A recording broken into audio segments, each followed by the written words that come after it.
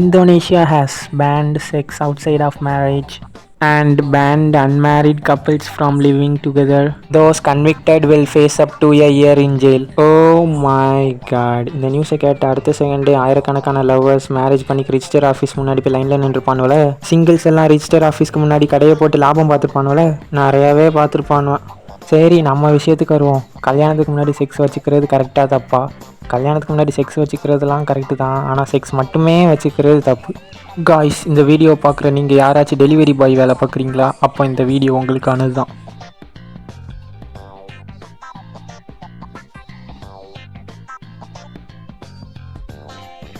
இந்த வீடியோவை பார்த்ததுக்கப்புறம் தான் காய்ஸ் நம்ம ஒரு டெலிவரி பாய்ஸ் மேலே எனக்கு தனி ரெஸ்பெக்ட் வந்திருக்குது. ஏன்னா நம்ம ஒரு டெலிவரி பாய்ஸ் நம்ம ஆர்டர் பண்ண பொருளை ஒரு பெரிய பேக்கில் தான் கொண்டு வருவாங்க. நம்ம லொக்கேஷன் வந்ததுக்கப்புறம் நம்மளுக்கு ஃபோன் பண்ணி நம்மளை வாங்கிட்டு போக சொல்லுவாங்க. நம்ம வர்றது வரைக்கும் பொருள் பேக்குக்குள்ளே தான் இருக்கும். சைன் பண்ணதுக்கப்புறம் தான் பொருள் எடுத்து நம்ம கையில் கொடுப்பாங்க. இதனால் டெலிவரி பண்ண வந்த பொருள் திருட்டு போகலாம் வாய்ப்பே இல்லை. ஸோ நம்ம ஒரு டெலிவரி பாய்ஸ்க்கு ஒரு நன்றி.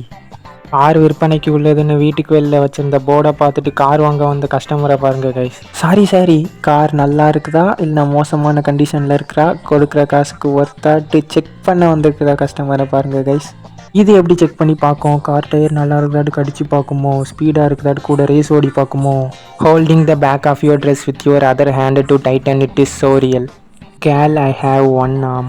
அடப்பாவி, இந்த ரிப்ளை அந்த கமெண்ட்டை ரொம்ப டார்க் ஆக்குது. காய்ஸ், இதை பார்த்ததுக்கப்புறம் உங்களுக்கு என்ன தோணுது? எனக்கு என்ன தோணுதுன்னா, நம்ம ஒரு விஷயத்தை தப்பான பெர்ஸ்பெக்டிவில் இருந்து பார்த்தா அது தப்பாக தான் நமக்கு தெரியும். நம்ம கரெக்டான பெர்ஸ்பெக்டிவில் பார்க்குறதுக்கு நம்ம மனசை எப்போதுமே நம்ம சுத்தமாக வச்சுக்கணும். அண்ட் நம்ம சொல்ல போகிற கருத்து கரெக்டாக தப்பாட்டு தெரியாமலேயே அதை சொல்லிடக்கூடாது. ஒரு வேளை அது தப்பாக இருந்தால் நமக்கு தான் கெட்ட பேர்.